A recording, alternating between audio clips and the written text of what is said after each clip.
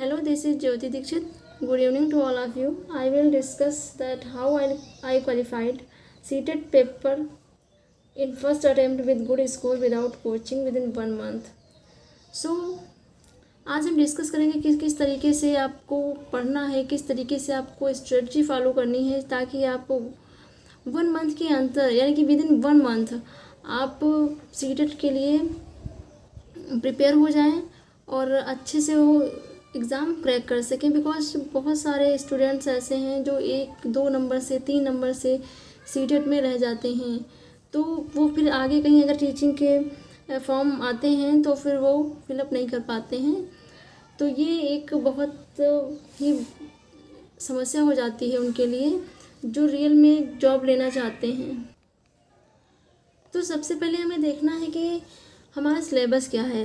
CTET की अगर हम तैयारी करने जा रहे हैं तो सबसे पहले सीटेट ही नहीं बल्कि अगर किसी भी एग्ज़ाम की आप प्रिपरेशन करने जा रहे हैं तो सबसे पहले उसका सिलेबस हमें पता होना चाहिए। तो पहले हम सीटेट का सिलेबस देखेंगे कि उसमें कौन कौन सी चीज़ें आती हैं, कहाँ कहाँ से टॉपिक पूछे जाते हैं। ठीक है, सबसे पहले हम उसका सिलेबस देखेंगे अच्छे से, उसको 2-3 बार रीड करेंगे सिलेबस को। फिर हमको प्रीवियस ईयर क्वेश्चन करने चाहिए। फिर हम जब पूरा हमको सिलेबस पता हो जाएगा तो जब हम क्वेश्चन करेंगे प्रीवियस ईयर तो हमको पता चलेगा कि किस टॉपिक से क्वेश्चन प्रीवियस ईयर में आ रहे हैं, पूछे जा रहे हैं। और जो क्वेश्चन बार बार रिपीटेड हो रहा है प्रीवियस ईयर क्वेश्चन में तो वो टॉपिक आप उठा लीजिए, और जो क्वेश्चन रिपीटेड हैं वो टॉपिक आप उठाकर उनको अच्छे से डिटेल में उस टॉपिक को पढ़ लीजिए।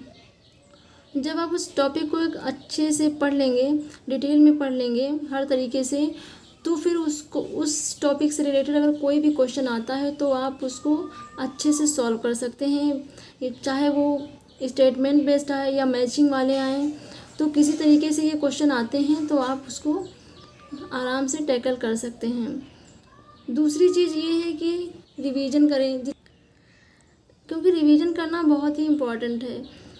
तो जितना भी आप जो भी टॉपिक आपको इम्पॉर्टेंट लग रहे हैं या इम्पॉर्टेंट, जैसे कि आप इम्पॉर्टेंट लगेंगे कैसे, जब आपने सिलेबस देखा हुआ है सीटेट का, फिर आपने प्रीवियस ईयर के क्वेश्चन किए हुए हैं, तो वहाँ से जो भी क्वेश्चन पूछे जा रहे हैं तो उससे आपको एक ओवरऑल आइडिया हो जाता है कि क्वेश्चन कहाँ से ज़्यादातर पूछे जा रहे हैं। तो वो टॉपिक आप जब उठा लेंगे, सारे के सारे टॉपिक आप डीपली पढ़ लेंगे, तो फिर और सारे अगर क्वेश्चन आप प्रीवियस ईयर के लगा लेते हैं तो आपका सीटेट एक अच्छे तरीके से आप प्रिपेयर हो जाएंगे सीटेट के लिए। फिर आपको चाहिए कि आप मॉक टेस्ट दे दें, मतलब प्रीवियस ईयर क्वेश्चन लगाने के बाद आप मॉक टेस्ट दे दें 2 से 3। इससे ज़्यादा मैं नहीं रिकमेंड करूँगी, क्योंकि जो आपने प्रीवियस ईयर दिए हैं वो भी एक पेपर ही है। तो इस तरीके से आप कर सकते हैं। तो हम सीडीपी में क्या करेंगे, सीडीपी में पहले हम जो भी थ्योरी हैं, जैसे कि 15 क्वेश्चंस आते हैं लगभग ग्रोथ एंड डेवलपमेंट से रिलेटेड, जो उसका एक पोर्शन होता है। वहाँ से socialization, growth and development, dimensions of growth and development, और ये सारी चीज़ें वहाँ से पूछी जाती हैं। और वाइगॉस्की हैं, पियाजे हैं, बेंडूरा हैं, और जैसे कि हावर्ड गार्डनर हैं। मल्टीपल इंटेलिजेंस आपको अच्छे से कर लेना है, क्योंकि वहाँ से क्वेश्चन पूछ लिए जाते हैं। तो यहाँ से आप क्वेश्चन अच्छे से कर लीजिए, और इनकी थ्योरी अच्छे से आप कॉन्सेप्ट इनका समझ लीजिए, ताकि यहाँ से कोई भी क्वेश्चन आपका न छूटे।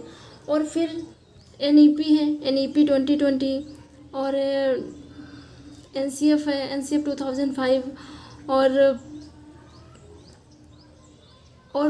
RT act 2009।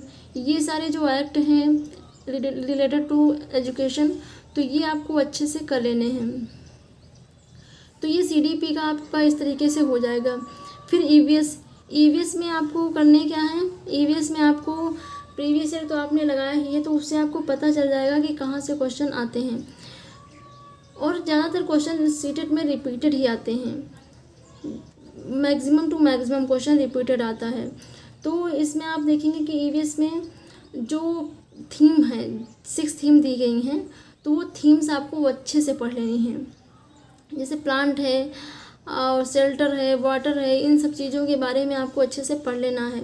ठीक है। फिर जो 15 नंबर की पेडागोजी आती है वो आपको CDP से ही तैयार हो जाएगी, उसकी थोड़ी बहुत रहती है तो वो प्रीवियस ईयर क्वेश्चन से आपकी कवर हो जाएगी।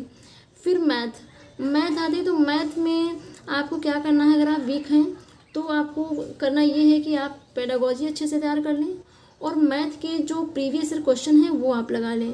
तो मैथ इस तरीके से आपका बिल्कुल अच्छे से हो जाएगा, 20+ नंबर आपके इसमें आ जाएंगे। और अगर मैथ आपकी अच्छी है तो कोई दिक्कत वाली बात ही नहीं है। फिर आप अगर प्रीवियस ईयर क्वेश्चन लगा लेते हैं और थोड़ा बहुत टेस्ट दे देते हैं तो आई थिंक इसमें बहुत अच्छा आपका स्कोर हो जाएगा। फिर लैंग्वेज फर्स्ट की बात करते हैं। लैंग्वेज फर्स्ट में अगर आपने हिंदी लिया है तो इसमें आपको क्या करना है कि इसमें आपको रीडिंग कॉम्प्रिहेंशन पैसेज आते हैं और उसी में से जो आपको ये सिनोनिम्स, एंटोनिम्स एंड ये सारी चीज़ें आती हैं, मुहावरे आ जाते हैं, वन वर्ड सब्स्टिट्यूशन आ जाता है। तो ये सारी चीज़ें आप कर लेंगे अगर प्रीवियस ईयर क्वेश्चन आपने किए हैं तो। और पेडागोजी भी वहीं से आएगी आपकी, प्रीवियस ईयर क्वेश्चन से और CDP से कवर हो जाएगी।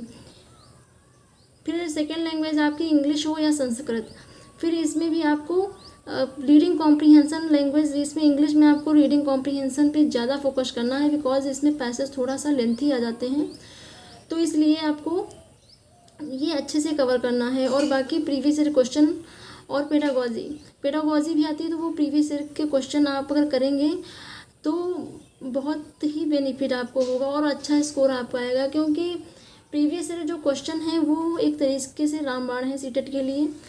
अगर सीटेट आप देने जा रहे हैं तो आपको प्रीवियस ईयर क्वेश्चन अगर आपने कर लिए, जितने भी अभी तक एग्ज़ाम हुए हैं सारे, तो आपका सीटेट आराम से हो जाएगा। फिर आपको क्या करना है, तो इस तरीके से आपको करना है। और हम EVS के लिए जो सीरीज़ कर रहे हैं वो इनफ है आपके लिए। अगर यहाँ से आपने कर लिया तो EVS में आपको अच्छा स्कोर मिल सकता है, ठीक है। और बाकी आप प्रीवियस ईयर लगाएंगे और जहाँ पे भी आप देखेंगे कि आपका टॉपिक आपको समझ में नहीं आ रहा है, जहाँ से क्वेश्चन आपके गलत हो रहे हैं, तो वहाँ से आप टॉपिक उठाइए उस टॉपिक को और उसको डिटेल में पढ़िए। बस प्रीवियस ईयर क्वेश्चन लगाइए और वहाँ से जो टॉपिक ज़्यादा रिपीटेड क्वेश्चन के हों उनको लगाइए। इस तरीके से आपका कॉन्सेप्ट भी क्लियर हो जाएगा और आपका टेस्ट भी हो जाएगा और इस तरीके से आप सीटेट में एक अच्छा स्कोर ला सकते हैं। तो अगर ये स्ट्रेटजी आपको पसंद आई हो तो please hit the like button. Thank you for watching this video.